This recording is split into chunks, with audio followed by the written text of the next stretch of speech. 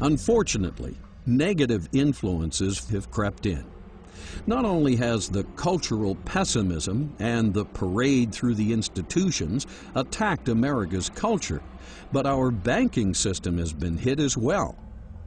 The Federal Reserve, set up by banking architect Paul Warburg, is a European-style central bank, complete with all the inherent problems of the old world.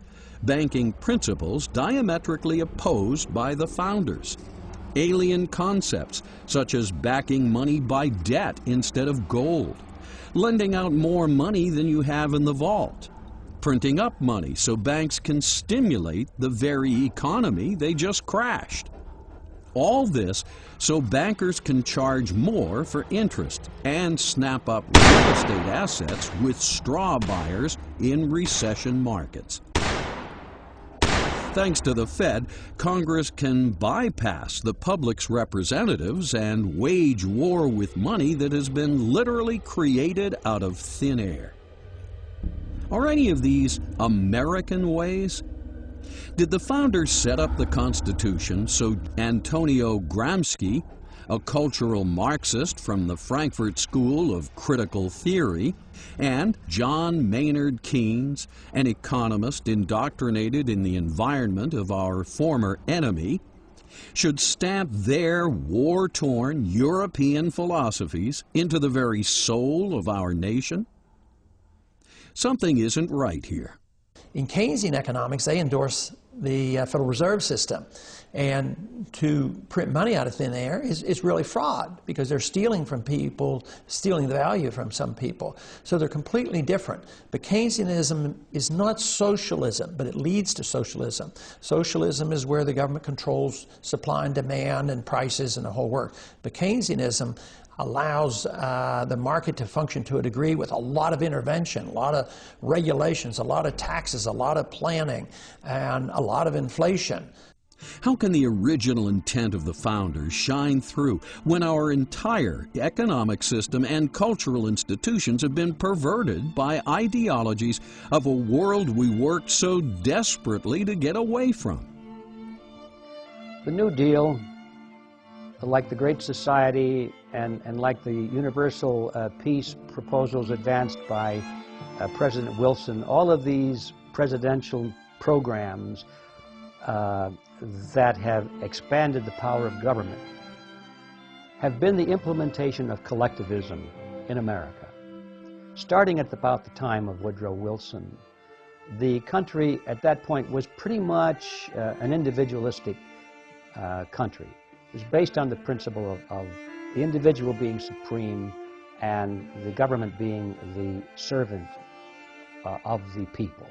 Starting with World War I, starting with Woodrow Wilson, on down through World War II, down through Vietnam War, now to the war on terrorism. All these wars are always used to frighten the American people into accepting the expansion of government, supposedly to protect us against an evil, terrible enemy.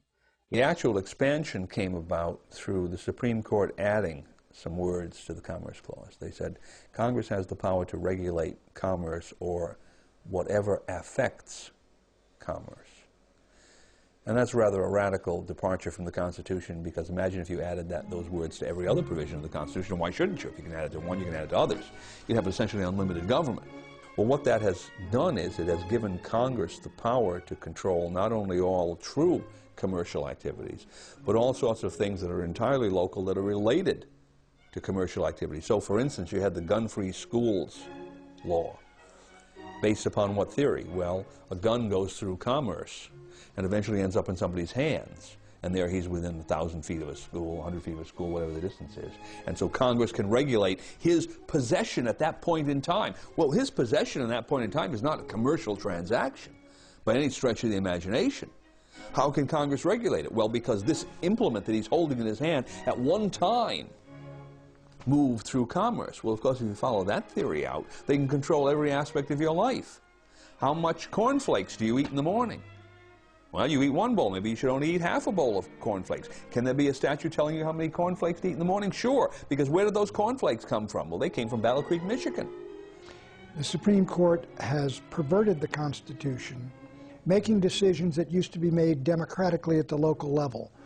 The Congress has the power in the Constitution, Article 3, Section 2, to circumscribe the jurisdiction of the Supreme Court and say, stay out of that area. That is our area, that is the state's area. You are not to get into that. Judges don't decide these issues, people do. After the formation of the Fed and selling the public on the New Deal, it wasn't long before Congress realized it had both the ability and the philosophical justification to print up endless amounts of elastic currency, what we call fiat money. It also wasn't long before Congress realized it needed more and more money in order to service the growing addiction of socialist benefits under Roosevelt's New Deal. The Federal Reserve, when it came in, aggravated all the worst problems of the economy. It's aggravated and caused the Great Depression. It's aggravated and caused the last depression, and it will continue to cause more depression. Before the Federal Reserve, every economic system has ups and downs, but they corrected themselves much more quickly, and they corrected themselves because people had the freedom to shift their attention, to be able to create solutions to the problem, and to be able to exercise their God-given wisdom and intelligence to be able to do business with each other. Ever wonder why congressmen were so eager to sacrifice tariffs for NAFTA's free trade? It's because tariffs don't amount to much when Congress can print up all the fiat money it wants through the Federal Reserve System. Yes, monetizing endless fiat money was the answer opinion leader economist John Maynard Keynes suggested to Roosevelt in his 1933 open letter. John Maynard Keynes. I lay overwhelming emphasis on the increase of national purchasing power resulting from governmental expenditure, which is financed by loans and is not merely a transfer through taxation from existing incomes. Nothing else counts in comparison with this. By these words, Keynes, the most prominent economist of the time, laid out the philosophic rationale for endless government borrowing and endless government spending of fiat money. Roosevelt bit. And now we're addicted. We're addicted to the programs, and even the banking system is addicted to ever-increasing the money supply and artificially manipulating interest rates low. And on the short run, it does seem to help. Just recently, the Fed pumped in $200 billion and the stock market loved it. But in time, when everybody knows they created $200 billion of new money, the value of the dollar goes down, which has happened since then. Keynes knew exactly what he was doing.